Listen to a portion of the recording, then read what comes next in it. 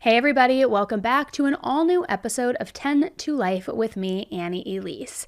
Now today's case is a little bit of a roller coaster, and what makes today's case so interesting is that the case seemed to follow the normal stages of a murder investigation and a true crime case. You have the murders, the investigation, the trial, the conviction. But when the person who had been convicted filed an appeal, something they said inspired the police to take a second look at their evidence. And the information that they saw, it changed everything that they thought they knew about the crime. Let's just say when you think you know what happened in this one, it's the twists that happened after the trial that really make this one stand out in my mind and make it kind of one of those jaw-dropping cases. So guys, let's jump right in.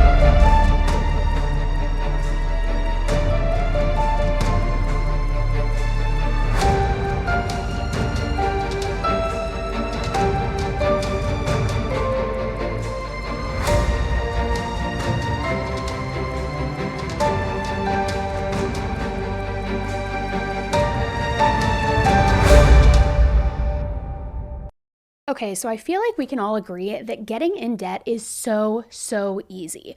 Getting out of it feels like the system is actually set up so that we never do. And the anxiety of it all, the stress of it all, it can just be devastating and absolutely soul-crushing. I get all of that. And I'm here to say you don't have to go at it alone. There is a way out. Help is available. All thanks to today's sponsor, PDS Debt. Now, PDS Debt has customized options for anybody who is struggling with credit cards, personal loans, collections, even medical bills. They truly care about getting you out of debt. And everybody with over $10,000 or more in eligible debt qualifies. And get this, there's no minimum credit score required. Bad and fair credit is accepted. PDS Debt really strives to understand your specific scenario, and they can help provide alternative solutions to becoming debt-free. I mean, they truly care about helping you get out of debt. I wish I knew about this program sooner because it would have saved me a lot of stress, a lot of money back when I was younger and I was like, oh, I'm going to upgrade and get all these airline miles so that I can fly first or business. I just need this credit card, and you know how that goes. You just spiral, and before you know it, you've got all this debt. You can't get your way out. But I am sharing it now with you, so hopefully they can help you if you are struggling. Save more in interest and fees, and stop waiting. Start saving. Get a free debt analysis right now at pds.com/10tolife. It only takes 30 seconds. Go check it out, guys. You will not regret it. In 2000, 36-year-old David and 35-year-old Kim Can were married with 2 kids, and they were a pretty well-liked and respected family in Georgetown, Indiana, where they lived. David was a retired state trooper who worked for his uncle's basement waterproofing business, and Kim was an accountant. They were a pretty good-looking couple as well by anyone's standards. Kim had this full, shiny, light brown hair, gorgeous brown eyes. David had blue eyes with a shorter, kind of polished, tight hairstyle. Now, David had actually been married before Kim, and he had a daughter from that marriage who didn't live with him and Kim. After that previous marriage didn't work out, he dated Kim for a few years, and then they got married in 1989. Together, they had 7-year-old Brad and 5-year-old Jill, who were just their pride and joy. Brad and Jill literally looked like miniature versions of David and Kim as well. Now, even though both David and Kim worked and had jobs, Kim was the children's primary caretaker. That's just what seemed to work best for their relationship. And as I said before, the family lived in Georgetown, Indiana, a pretty small town with a population of less than 4,000 people. It was a safe, nice, rural area with these top-tier public schools, a lot of parks. And even though it was pretty small, Georgetown also had plenty of shops, restaurants, and other things to do. So in other words, it was the perfect place to raise a family, and it was exactly where David and Kim wanted to be. They had both grown up in the area, they had no intentions of leaving anytime soon, so why not raise our own family here, right? Now, in fact, ever since she was a little girl, Kim had talked about being a mom and having a family. And David really seemed to bring out the best in her. So far as their friends and family members were concerned, I mean, looking at their marriage from the outside, it seemed like Kim was living the dream. However, their marriage did have its bumps in the road throughout the years, and as it turned out, behind the white picket fence, well, things were pretty different. Back when Kim was pregnant with Jill in the summer of 1994, David ended up meeting a woman at the gym, and he began having an affair with her. The woman's name was Stephanie McCarty, and David had actually known her since back in 1992, but she had a boyfriend for most of that time, so for a couple of years, they just remained friends. But now he was seeing her often because she worked at the gym. So when Stephanie and her boyfriend broke up, David was like, now I'm going to make my move. And the two of them started hooking up. They didn't really even try to hide it either, which is what is so crazy, because they would go out to clubs, they'd go to dinner, they'd go on all these other dates at all hours of the day. It was almost like they didn't care who saw them together and what gossip would make its way back to his wife, Kim. It seemed like they just weren't concerned with it. Pretty ballsy. But when Stephanie found out that Kim was pregnant, she told David that she was done. That apparently was enough for her. Apparently, it was one thing to break up a marriage, but it was different when a marriage had another baby on the way, and then maybe the stakes are higher in her mind. She said she didn't want to be involved with him any longer because of the guilt that she was feeling. However, that guilt apparently didn't last long for her, because not long after ending things, she got right back together with David. So you're probably thinking where Kim was during all of this. Did she know? Well, she definitely had a gut feeling that something was wrong. So she asked David if he was cheating on her. Now, mind you, she was 5 months pregnant at the time. And David, who actually, believe it or not, had a reputation for being a pretty honest guy, he didn't hold back. He came clean. And he said, yeah, I am cheating on you. And not only that, but I want out of this marriage altogether, because now I have fallen in love with Stephanie. Now, even though Kim had her suspicion that something was going on and that something was wrong, that didn't stop her from being just in complete and total shock. It sounds like she asked David if he was cheating mostly just to reassure herself and maybe give him a chance to deny it and make her feel extra loved. But now, instead, here she was. She was learning that her whole life was apparently a total lie. She was 5 months pregnant. Her husband's cheating on her. He wants out. He's in love with the mistress. Like, can you imagine how your life would feel like it's crumbling down in that moment? And I mean, not only was she already caring for a toddler while she was pregnant, but now to go and find out that her husband, who up until that point she loved and trusted, was cheating on her, I can't even begin to imagine how hard that was for her. So Kim decided to take baby Brad to her parents' place to figure out a game plan. But then she realized that she hadn't done anything wrong, so why should she be the one to move out in all of this? So she went back to her house and basically said to David, like, no, you get out and don't let the door hit you on the way out. Like, I'm staying here. So now David had to figure out where he was going to live. But in the meantime, he called his mom, Sue, to let her know what was going on and that he needed a place to stay until he could find, a suitable apartment. He knew he had to get out of this house ASAP. And you know the saying, a mother's love knows no bounds? Well, apparently for Sue, it did. Because she said no. She did not support what he had done to Kim. She loved Kim like a daughter. So no, you're not allowed to move in with me while you just crumble your life and cheat on your wife. No way. And that apparently pissed David off like no other. He did not like being told no. So while he was still on the phone with his mom, he started having a total meltdown. Sue could hear him taking his anger out on the kitchen, just wreaking havoc on the house, throwing things, punching things. So Sue ended up calling one of his buddies from the state trooper's office to check on him. The whole thing, though, was kept quiet due to the fact that David was still on the force at the time. And they all figured that it was just best for that type of thing to not be made public knowledge. Cops looking out for cops. We love to see that, right? That sort of thing. A la Karen Reed. Now, anyways, when the mom was refusing to let him stay with her, David ended up living with Stephanie, the mistress, in an apartment. And Kim was left on her own to raise Brad and just get through those remaining months of her pregnancy. And then when she finally did give birth to baby Jill in February of 1995, David wasn't even there. But his parents were, which actually speaks volumes about the situation and how great they are as humans, but how awful he is. So basically, at this point, everybody just thought that David was a total and complete piece of shit, right? Even his own parents, which was a pretty fair way to describe him at that point. That next month, Stephanie, the mistress, apparently was having second thoughts about being all in with David, though, because it sounds like she wasn't totally over her ex. Now, you'll remember David hit on her and made the moves on her almost immediately after she and her ex broke up.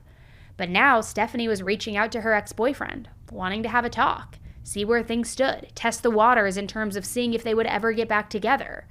And as you can imagine, David wasn't happy about that meeting, and he felt like it went on way too far for way too long.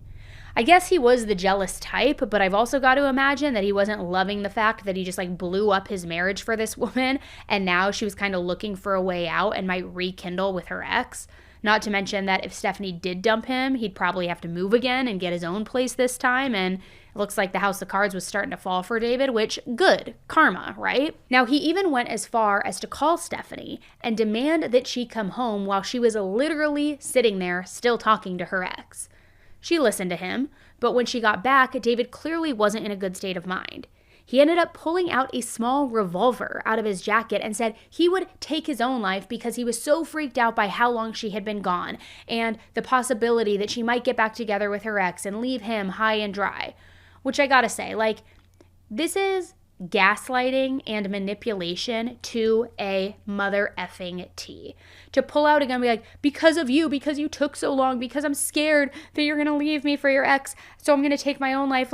How manipulative are you? That, in my opinion, is also definitely indicative of emotional abuse, but I can't. Now, Stephanie in all of this was completely caught off guard. She did her best, though, to calm David down. And once he was back to, a normal level, she told him she was leaving. The whole thing was just way too much for her, which, good for you, because even though I don't agree with you being a mistress, you didn't need all of that mess. Now, in spite of all of those threats, you probably know, if you've ever dealt with a narcissist or a manipulator, David didn't take his own life due to her leaving. But instead, just a few quick hours later, he called Kim, his wife, saying he missed her. He wanted to get back together. Big surprise, right? What convenient timing in all of it. Like a little lost puppy just looking to fit in and find a home. And well, Kim, she said yes. It was actually a total and complete shock to everyone in her family too. But she wanted to get back together with David. I'm sure the fact that she was at home now raising a toddler and a newborn baby by herself played a major role in everything. But either way, the two of them got back together. And they began putting together the pieces of their marriage.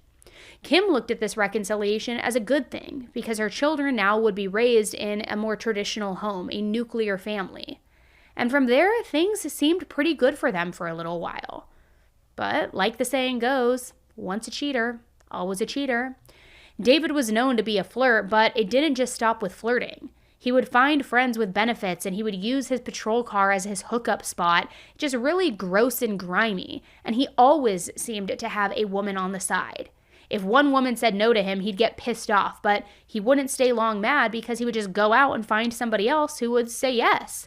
And this went on for years, guys. Not to mention his work life wasn't exactly going great either. I mean, come on, it's not exactly professional to be using your squad car to pick up women and hide your hookups from your wife. It's gross.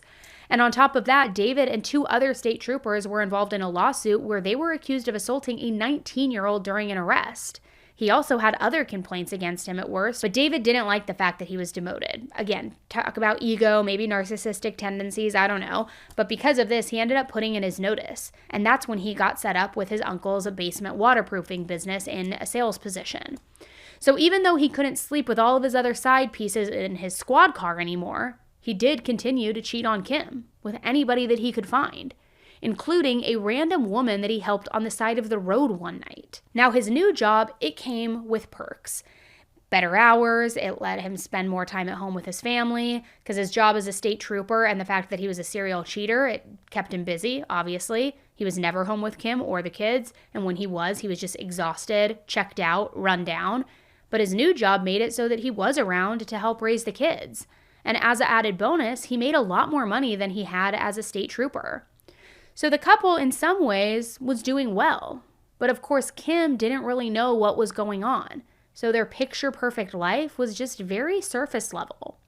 Now, by the year 2000, everything seemed good from the outside.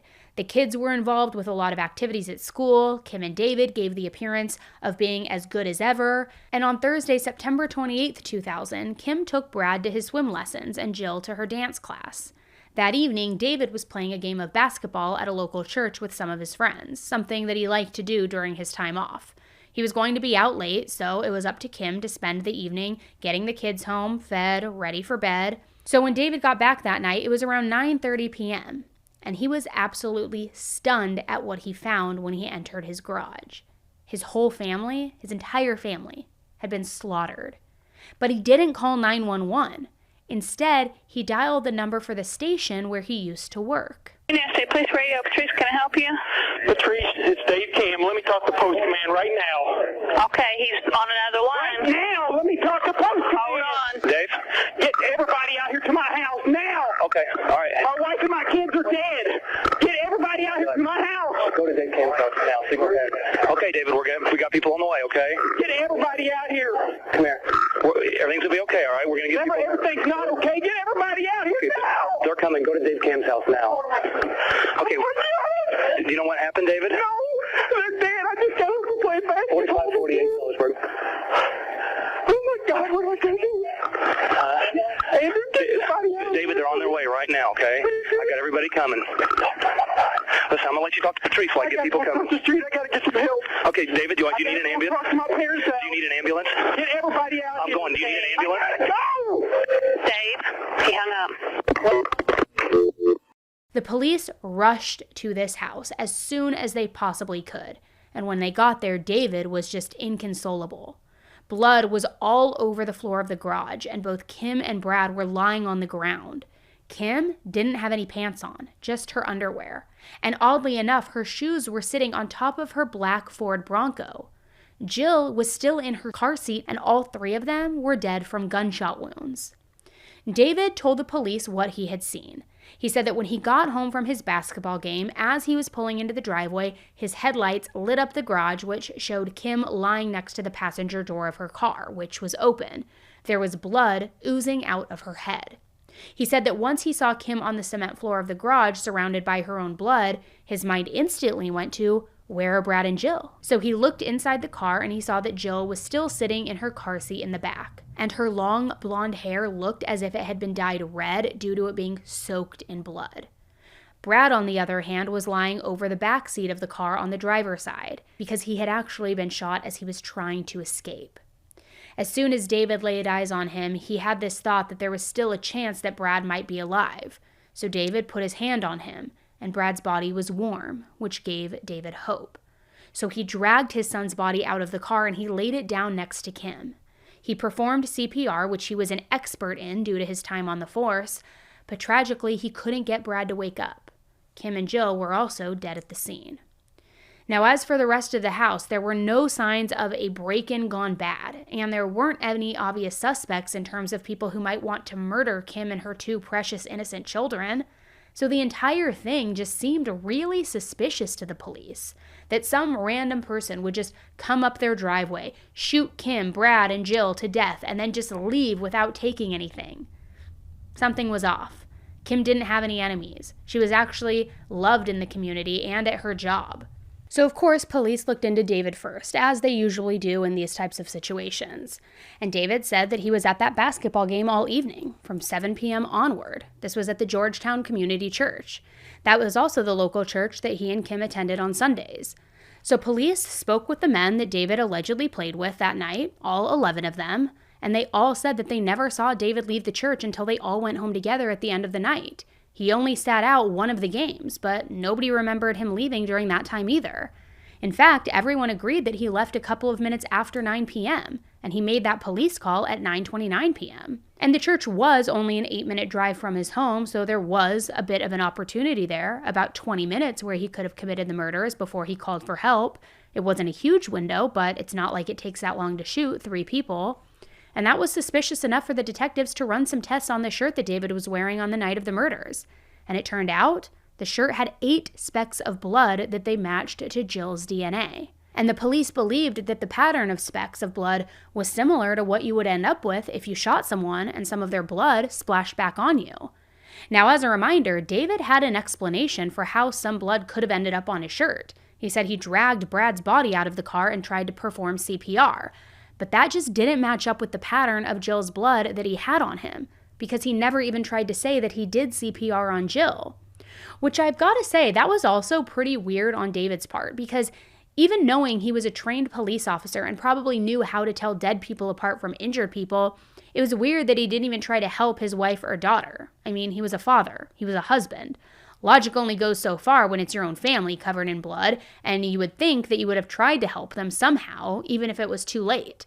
But maybe not. Now, as far as the evidence from the crime scene went, there was a bucket in the garage that smelled like bleach. There were also unidentified fingerprints on the outside of Kim's car. But the detectives didn't think anything of them because she parked in a public parking lot every day for work, so they figured that the prints were from there. On top of that, the police saw a sweatshirt that was on the floor of the garage tucked under Brad's body. When the police asked David whose sweatshirt it was, he said he didn't recognize it. As I mentioned before, Kim wasn't wearing any pants when she was found. She was only in her underwear and her shirt. Now, even though the pants had been removed, they were nearby, right beside her body, and they were covered in blood. Now, the really damning evidence came once the phone company eventually sent a bill that showed David making a call at 7:19 p.m. on the night of the murders, and the phone call was made from his landline at the house, which was a pretty big discrepancy given the fact that he had claimed that he had been playing basketball from 7 to 9. I couldn't find who the call was to, but the fact that it happened after 7 o'clock was very important. And that wasn't the only piece of evidence that came to light a little bit later. The autopsy report showed that all 3 of the victims died from gunshot wounds. But according to the medical examiner, Jill had blunt force trauma to her genitals. And the trauma appeared to have happened within the same 24-hour period that her body was found in the car. The medical examiner believed that either it was from a straddle fall or an assault in a sexual way. And a straddle fall is what doctors call an injury to a child in the area between their legs, like if they fell on the top of a fence or hurt themselves on their bike seat, something like that. Oddly enough, Jill had been complaining about pain in her pelvic area for a while. During her dance class, she even cried about it. Now, I don't know if this next detail has anything to do with the trauma that Jill had to that area, but I do know that right before the murders, Kim told a friend, quote, "History is repeating itself." But she did not elaborate. Now, the friend told Kim that she should bring herself and the kids down to Florida to visit her, that they could talk more about whatever was going on. Kim thought that it was a good idea to get out of Indiana, but sadly, she never got the chance. So the question is, was Kim referring to some sort of history of abuse or possibly something else? Maybe David cheating on her again. Maybe he does have some sort of sex addiction and he would force himself on her because of that. It was hard to say because at that point she never had the chance to go visit Florida and confide in her friend. Now, something else that stood out with the medical report was that Kim's feet had cuts and bruises on top of them. That, along with the fact that her shoes were off and just sitting on top of the car, were just really difficult to explain. The police couldn't come up with a theory behind any of it.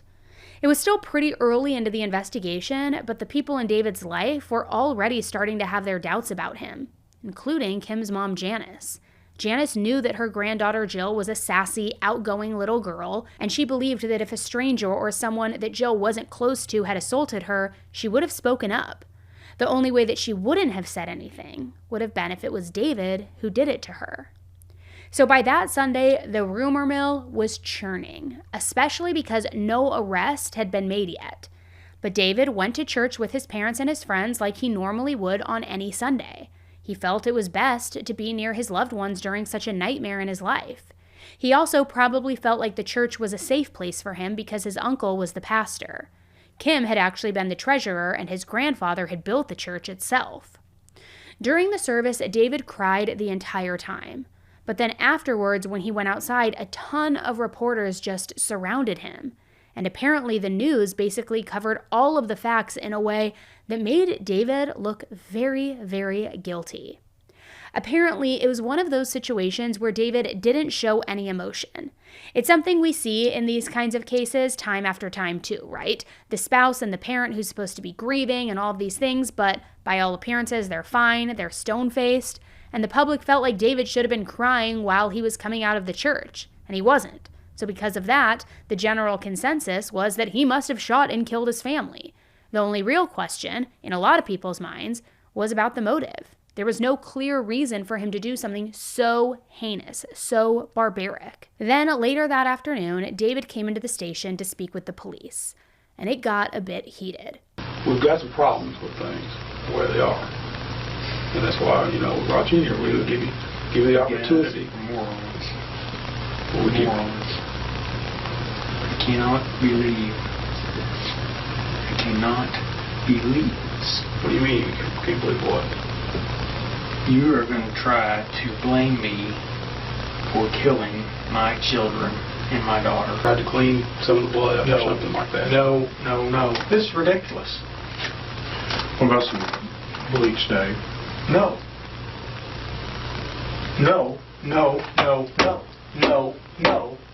The interrogation ended with David getting arrested.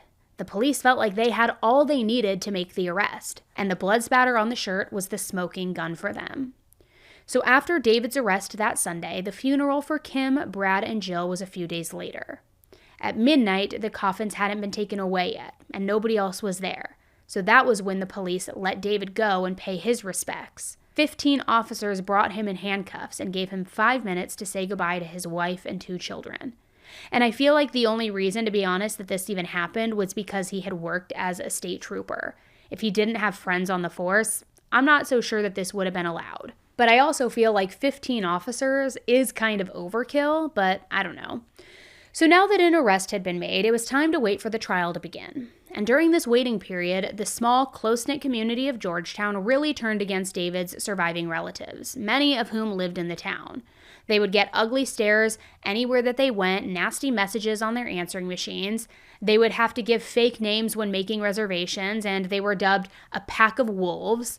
The church that David's grandfather started was even shut down eventually because there were just too many members who wanted nothing to do with the Cam family. So that was the overall vibe when David's trial began in March of 2002. The prosecution's opening statement tried to answer the one question that everybody was still wondering about: the motive. They said that it had to do with all of David's affairs. Basically, he wanted out of his marriage, so instead of divorcing, instead of separating, he just decided to wipe out his entire family. And the prosecutors bolstered this theory by bringing out a dozen different women who David either had an affair with or approached about having an affair with, all during the time that he was married to Kim. And this went on for weeks, so nobody could deny that David was a crappy husband who had cheated on his wife, and the way he reacted to the murders didn't fit with what a lot of people expected for a grieving father and grieving husband. Which, I've got to say, if I were a juror on that jury, I don't know that that would be enough for me to point to murder. Scumbag, yes. Murder, I don't know. The only evidence they really had at this point was the blood spatter, and maybe I guess the phone call. So, is that enough? I don't know. Now, as for the actual jury, when they came back with their verdict, they found David guilty on 3 counts of murder, 1 for each member of his family, and 1 count of conspiracy to commit murder. So he was sentenced to a combined total of 195 years in prison. So you would think that that would be the end of that. David was going to prison forever because justice had been served. Not so much. Not so fast. David filed an appeal, and the gist of it is that the prosecutor should have never been able to talk about those affairs that he had. He thought that it made the jury biased against him. And you might be thinking, okay, people don't love cheaters. It's not a great look to keep stepping out on your wife and then for her to turn up dead later. But all of that evidence also implicated him. The phone call, the blood on his sweater, all of those things. Well, not exactly. See, during his trial, David's defense team said that the bloodstains on David's shirts didn't come from the gun's blowback, but actually from Jill's hair. They said that when David was getting Brad out of the car, his shirt brushed over Jill's blood-soaked hair, which then left some spatter on his shirt. A bloodstain analyst even came in to testify saying, "A gunshot will produce hundreds of stains coming back." I've never seen, and I believe the other experts for both the prosecution and the defense have indicated that they've never seen, just 7 small or 8 small stains from a gunshot. I've never seen that. So to try and support this theory, David's lawyers even brought these wigs to court for a demonstration. The wigs had stage blood on them, and they rubbed it against a shirt. And sure enough, they created a pattern that was very similar to what had shown up on David's shirt. But there was still that one issue of the phone call, the one that was made from David's home at a time when he was supposed to be at this basketball game. But the defense lawyers had an explanation for that too. The phone bill showed that the call was made after 7 p.m., but it wasn't taking into account a 1-hour time difference, because Indiana's time zone is a little confusing. Most of the state is on Eastern time, but 12 out of the 92 counties are in the Central time zone. So the call was actually made in the 6 o'clock hour, meaning that David made that call before he even left for the basketball game. And just like what happened when the police first tried to verify David's alibi, The defense team was able to bring in all 11 of the guys who played with David that night. And all of them said, yeah, we never saw David leave the church. Never. So needless to say, the question of whether David was guilty was in a much grayer area now. And after that appeal, a judge ruled that they agreed with David. The jury shouldn't have heard from all of those women that David had affairs with. So on those grounds, his conviction was overturned in August of 2004. But by that November, the murder charges were refiled against David, meaning that he was going to be tried for a second time. So David got to see the inside of a courtroom again on January 17th, 2006. It had been almost a year and a half since he had learned that he would get another shot at a trial. And during that time, his defense team had been putting in all sorts of overtime hours trying to come up with a strategy that would really work for him. A lot of it hinged around the sweatshirt I mentioned earlier, because you'll remember it was found underneath Brad's body, and David told the police he had never seen it before. It didn't look like anything that had belonged to anyone in his family. Now, at the time of the investigation, nothing really happened with it. But now, the defense team knew that there was DNA on the sweatshirt, and they wanted to run it through CODIS, through the index system, to see if it possibly matched another suspect. The defense team at the time was saying that apparently the prosecution was unwilling to have the DNA run through, and it didn't end up happening until a court order was put in place. Which I have to say, it feels pretty confusing to me, because in my mind, there's only two possible outcomes here. Either the DNA comes back and it's either David's or members of his family. It makes their case stronger by showing that there's no evidence that someone else was at the scene of the crime. Or the results show that there was somebody else there, and it makes it more likely that David is more innocent. If it's the first situation, the prosecution should want the evidence that helps them. And if it's the latter, you'd think that they want to avoid convicting an innocent man. But for whatever reason, they didn't want to see what the results were. It could have been a budget thing. The prosecution swore up and down that the police had already done all the tests that they were able to do on the DNA at the scene of the crime. They thought that these new tests that the defense team was asking for were just completely pointless. And like I said, they fought the tests until a court order went through allowing it to go forward. And here's the thing. The system did detect DNA that hadn't been found earlier. The prosecutors were wrong. The police hadn't actually identified every single sample from the scene of the crime. And the DNA that was on that sweater came from a man in his 30s named Charles Bonet. And it turned out that Charles was a convicted felon who lived about 10 minutes away in New Albany.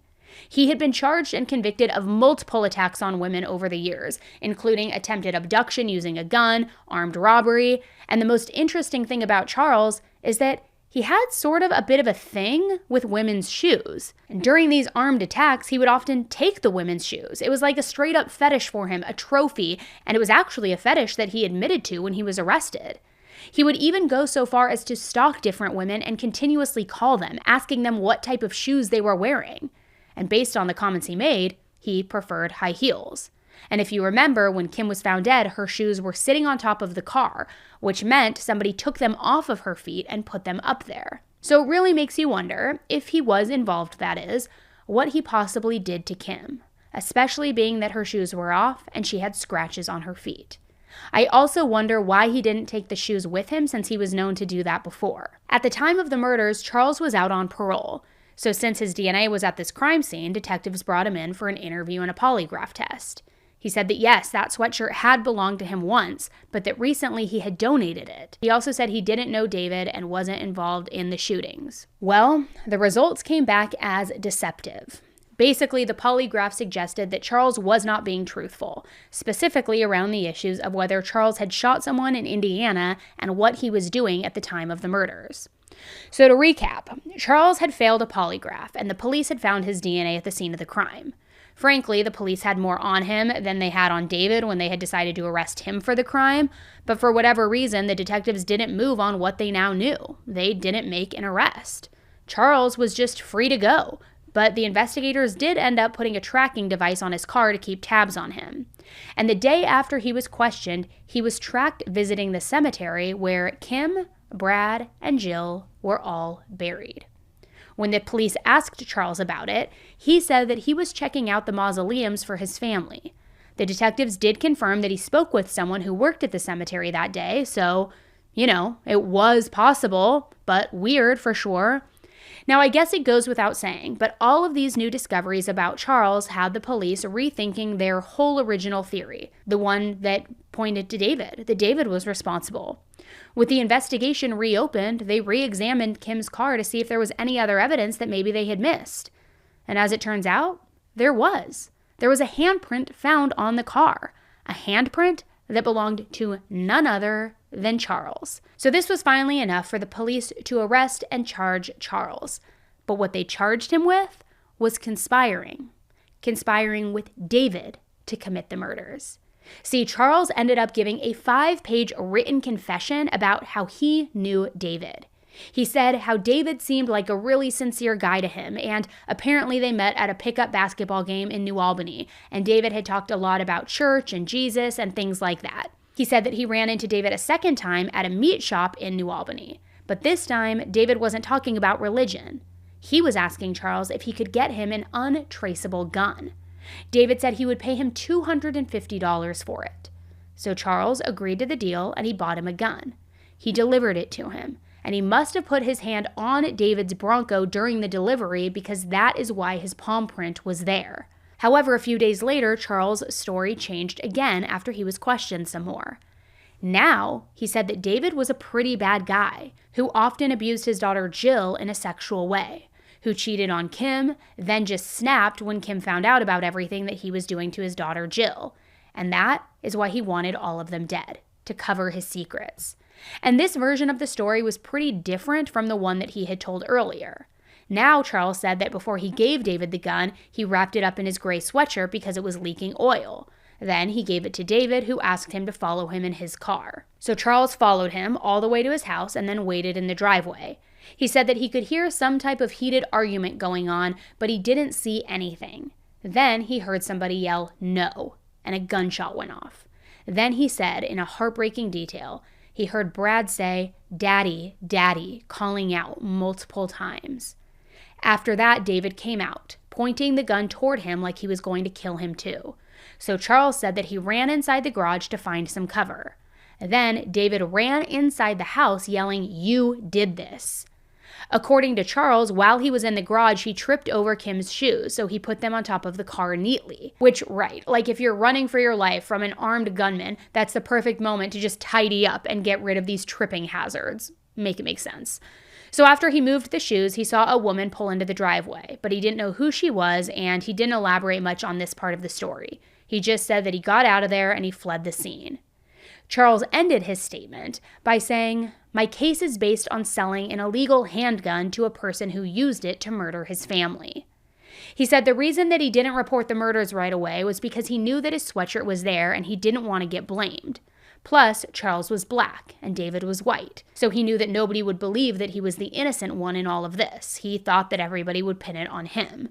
So Charles did change up his story over the course of a couple of different interrogations. But that was the final story, and he was sticking to it, that he didn't pull the trigger, he only provided the gun that was used in the murders. And that was enough for Charles to get sent back to jail to wait for his trial. It came out that after Charles was arrested, he spoke to a man named Stan Faith, who was one of the prosecutors in David's first trial. Stan had agreed to be his attorney, but when Charles was questioned and asked for Stan to be there, he then was told that it would be a conflict of interest. Charles then admitted that he talked to Stan before ever even being considered as a suspect because he had known him for a while and was a friend of the family. And when Stan was asked about the whole thing, he just said, "I regret it. I deeply regret it." Now, in the meantime, the police identified another bit of mystery DNA, if you will, that was found on the sweater. It was from Charles's girlfriend, Mala Singh Mattingly. And by the time that the police sat down with Mala to interrogate her, she wasn't with Charles anymore. In fact, she had ended things with him shortly after the time of the murders. They had only started dating in July of 2000, so their relationship only lasted for about 3 months. It wasn't some sort of serious thing. She said that the evening of the murders, Charles told her that he was going to work, which was normal for him. He usually had a night shift. He left home around 6 p.m. pretty consistently. But before he left, he told Mala that he was going to meet a buddy after work. Mala didn't think twice about it because Charles was apparently always talking about his friends and hanging out with them. So he left and she hung out for a bit and then she went to bed. But around midnight, Charles was home and he woke her up. They started talking and Mala noticed that his knees were scraped. Now, this part of the story kind of changes a bit depending on which statement Mala gave. At first, she said she didn't ever see Charles with a gun, but then later on she said that night he pulled out a gun and he showed it to her. She said she had never seen a gun before except on TV, and Charles was really excited about it when he was showing it to her. Mala didn't know what to think about all of this. All she knew was that she didn't like it. She wanted the gun out of her house. So she told him to get rid of it. Then she went back to bed. When she woke up in the morning, Charles told her and his mom, who lived there too, to sit with him on the couch and watch the news. And it wasn't like the morning weather with the weatherman or the weatherwoman. That's not what he wanted to watch. He was watching coverage about the murders of Kim, Brad, and Jill. And during the news, Charles and his mom got into a very big fight, but Mala didn't remember what it was about. Because they were fighting, she excused herself from the room and she went and took a shower. When she was done, she noticed that Charles and his mom were nowhere to be found, so she had her friend come pick her up and drive her back home. After that, she didn't see Charles for a couple of weeks, but when she did see him again, she ended things. But if all of that was true, why was Mala's blood on the gray sweatshirt? Well, she said that she was a diabetic who had to prick her finger daily to test her blood sugar. So that was most likely why her blood was on the sweatshirt. And I guess she probably pricked her finger so often that she just didn't think twice about it. So she likely picked it, then went about her day, hugging Charles, folding laundry, etc., and there was some sort of transfer there. Either way, I do think that it's interesting that Charles had a gun with him the morning after the murders. Because remember, in his story he gave the police, he said that David was shooting at him and that he ran away from the crime scene. It's not like he went back later and asked for his gun back. So Mala's statement contradicted Charles's story in a major way, and it made it look like David might be innocent, because how else do you explain the gun getting from him back to Charles? But it doesn't sound like the police were thinking in those terms, because they were still charging both men with the crime. While Charles was in jail under the charge of co-conspiracy, he basically dug his own grave, you could say too, because he ended up writing an autobiography called Blackbone. And in it, he talked about selling the gun to David, how he was there when the shootings happened, like he was proud of it or something. Like an O.J. Simpson type move, right? Like, if I had done it. Charles also wrote some love letters to his fiancée, who was also, shocker, incarcerated at the time. And in those letters, he talked about how David was going to pay him with Kim's life insurance money. That's why he decided to buy him the gun in the first place. It was all about money, things like that. So Charles's trial began at the end of 2005, and between all of the evidence and the testimony from Mala, plus all of those confessions that Charles put in writing, he was found guilty of conspiracy to commit murder. Between all of the charges and the fact that he was considered a habitual offender, Charles received a sentence of 225 years in prison, which means that all of his sentences were lumped together so that they would all be run consecutively. Next up was David's second trial, and this one began on January 17, 2006. Now you'll remember that the whole reason he got a retrial was because a judge thought that the prosecution had been in the wrong about talking about all of David's affairs. So now nobody was allowed to talk about the fact that David had been cheating on Kim just left and right. And since the prosecutors couldn't present that as a motive, they now said that he had been assaulting his daughter Jill in a sexual way for quite a while, and to cover up what he was doing, he shot all 3 of his family members to death. However, the defense team brought in a medical examiner who said that Jill's hymen was still intact during her autopsy. Now, of course, that didn't necessarily prove anything. There are a lot of different ways to harm somebody sexually, and some of them wouldn't cause the kind of damage that the medical examiner checked for. But the experts also testified that Jill had many blunt force injuries all over her body. Yes, some were in the pelvic region, but that wasn't alone enough proof that Jill had been targeted in that way. In fact, this expert said that the prosecutors were totally misrepresenting the evidence, twisting it to make things sound way worse than they actually were. Basically, this witness didn't think that there was any reason to believe that Jill had been harmed in a sexual manner. Besides that, a lot of new information was brought up in this trial. I mean, after all, by tracking Charles down, the police had made a ton of new discoveries. A lot of them came from Charles himself and from Mala. So there was plenty of testimony showing that David had bought the gun so that he could shoot his family. Well, at the beginning of March of 2006, David was ultimately convicted a second time for the murders, and this time he was sentenced to life in prison without parole. So, finally, that was that, right? Or no? Not so much. This time around, David once again appealed, all because of the allegations that he had abused his daughter, Jill. You have to remember that he has been in prison this whole time, but all along he argued that there was no evidence that this abuse ever happened, and the fact that the prosecution had thrown those accusations around had, in his words, had turned the jury against him. And believe it or not, the Indiana Supreme Court agreed to overturn the decision, saying missing from this record is any competent evidence that the defendant hurt this child in a sexual way. Which, can you even begin to imagine what Kim's family was going through during all of this? Having to relive their daughter and grandchildren's death during another trial, over and over and over again. Kim's dad, Frank, said, "I was kind of surprised by the overturn of the last verdict. All we want is the truth, and the truth is Dave's guilty. That's all we can ask for." Kim's family really wanted David behind bars for life. I mean, they were sick of all of the back and forth. So David's third trial began in August of 2013, nearly 13 years after the murders. This time around, the prosecution was trying to argue that David's motivation for the murders was the life insurance policy. After all, that's what Charles had told the police, that David wanted the money and Charles was getting a cut of it too. And interestingly enough, Kim's life insurance policy had recently been increased right before her death. However, she had signed off on it, meaning she knew about this change. She had approved the change. Charles actually ended up testifying in this third trial, saying that David had tricked him into being at the house when he shot his family, and also said that he almost shot him to death before Charles escaped, like we talked about earlier. He also said that he never touched Kim, Jill, or Brad. It was all David who did the actual killing. However, David's lawyers had even more DNA evidence to introduce. They showed that Charles's DNA was on Kim's underwear, and it was also on Jill and Kim's clothing. His DNA was also found under Kim's nail, which proved that she had put up a bit of a fight before her death. So really, the only real evidence placing David at the scene of this crime was the blood spatter on his shirt, which, like we covered before, could easily be explained away from the fact that David probably brushed up against Jill's head and her hair when he tried to save Brad. So after weeks and weeks of evidence, on October 24th, 2013, David was found not guilty on all the charges. There just wasn't enough evidence to prove his guilt, and there was an enormous amount of evidence that Charles probably did it. So David was acquitted. And when the news was read, he broke down in tears, thanking his team, thanking the jury, just overcome by emotion. Now, obviously, not everyone was as thrilled, and the community was actually pretty divided over the outcome. 13 years is a long time, especially with a lot of the media coverage, and not everyone was convinced that David was innocent just because he had been acquitted.